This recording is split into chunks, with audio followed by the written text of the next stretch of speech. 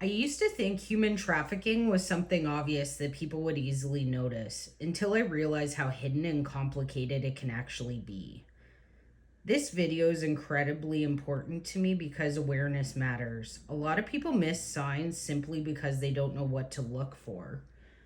Number one, trafficking doesn't always look like the movies. I think it's one of the biggest misconceptions people have is that trafficking always looks obvious or dramatic like it does in the movies.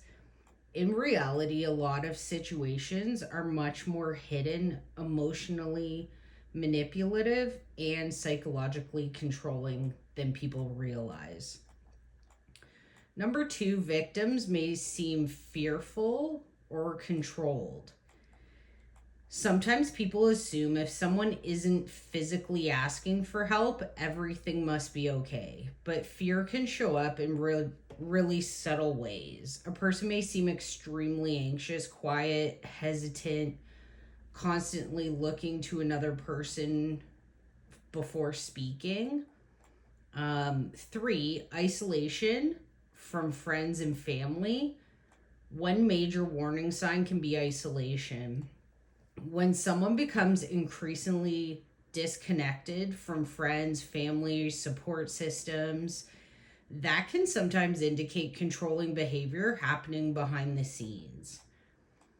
Number four, someone speaking for them constantly. One thing people should pay attention to is when someone never seems allowed to speak for themselves. If another person constantly answers for them, controls conversations, or monitors interactions closely, that can sometimes be a serious red flag. Number five, signs of manipulation or coercion. Trafficking often involves manipulation and coercion, not just physical force. Emotional control can become so powerful that victims feel trapped psychologically, even when outsiders don't understand why they don't just leave. Number six, fearful behavior. Fear can completely change someone's behavior, sometimes because extremely anxious, hyper aware, or fearful of making mistakes because they're living under constant pressure. Seven, sudden changes in behavior. If someone suddenly changes dramatically, emotionally, socially, or behaviorally, it's important not to ignore that instinct that something may be wrong. Number eight, why victims often don't leave immediately. One thing I really want people to understand is that leaving these situations is often far more complicated than outsiders realize. Fear, manipulation, emotional control, shame, dependency, trauma bonding can make victims feel completely trapped. Nine, the importance of reporting safely. If you ever genuinely suspect trafficking or exploitation, safety is extremely important. Don't try to handle like a dangerous situation alone. Contact authorities, trafficking hotlines, your local police, organizations trained to respond safely. Number 10, trusting instincts when something feels wrong.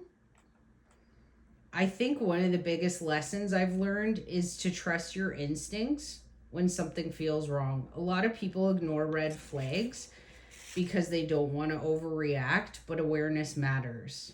And for example, I was a key witness and victim in human trafficking case, and I couldn't take it anymore, and I went to the police, and they believed me, and they listened to me, and they went with it, and the people were convicted. So there is hope. This video isn't meant to create fear, it's meant to create awareness. The more people understand that trafficking can be hidden, psychological, and complex, the more chances there are for someone vulnerable to be seen, supported, and helped safely. And for anyone who's experienced situations involving fear, control, manipulation, or isolation, 100% you are not alone.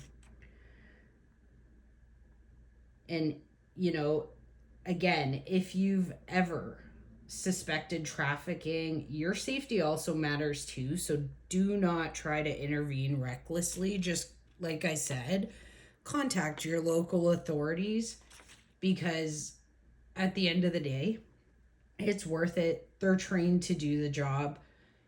And I can say from experience, it's worth it.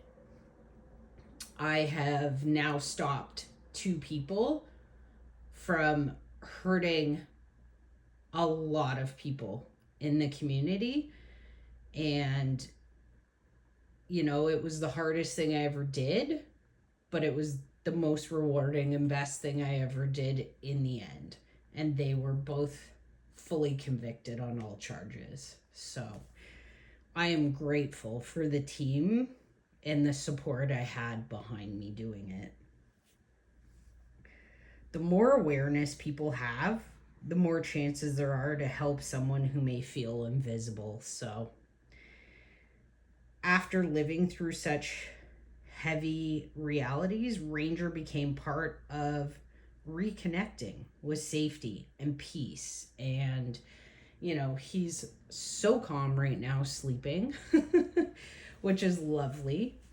But this is nice for me now, and him just sleeping and calm, it helps me be calm.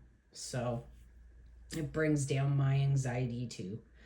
So I just wanted to share that. And if this is something that resonates with you, and you've learned something new, by all means subscribe, follow our journey, comment below if you relate, and share with somebody who needs to hear this. Thanks for joining.